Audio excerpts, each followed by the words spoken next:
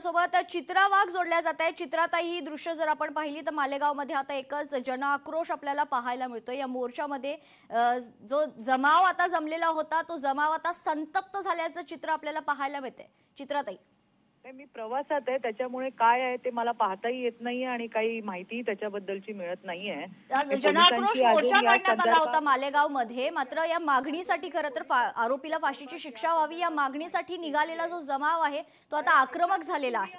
आता ऐका तर तुम्ही, मी अजून मला माहित नाहीये, मी प्रवासात आहे, त्याच्यामुळे टीव्हीवर काय चाललंय आणि तिथे काय चाललंय याची मला माहिती नाही। मी पोलिसांकडनं माहिती घेते। तुमच्या सांगण्यावर ना आता असं लक्षात आलंय की कोर्टात जाण्याचा प्रयत्न केला, त्याच्यामुळे पोलिसांनी काही लोकांना त्या ठिकाणी रोखलंय असं मला आता तुमच्या बातमीतनं कळतंय। तर मी माहिती घेते याची जमावाची एकच मागणी आहे की जी काही कारवाई होणार आहे, जी काही शिक्षा होणार आहे त्याच्यात विलंब नको व्हायला, लवकरात लवकर जो काही निर्णय आहे तो यायला हवा, लवकरात लवकर या आरोपीला फाशीची शिक्षा व्हायला हवी, एवढीच मागणी आहे। अगदी बरोबर आहे। कायद्याच्या तरतुदीप्रमाणे त्यामध्ये त्याला कठोरात कठोर शिक्षा म्हणजे फाशीची होणार आहे।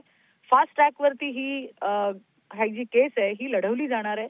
या संदर्भात राज्याचे मुख्यमंत्री देवाभाऊंनी सुद्धा सांगितलेलं आहे, आम्ही सगळे त्याच्यासाठी प्रयत्न करतोय आणि निश्चितपणे या सैतानाला, हरामखोराला फाशीची शिक्षा होणार आहे। ही जी आहे केस फास्ट ट्रॅक वरती त्या ठिकाणी लढवली जाणार आहे।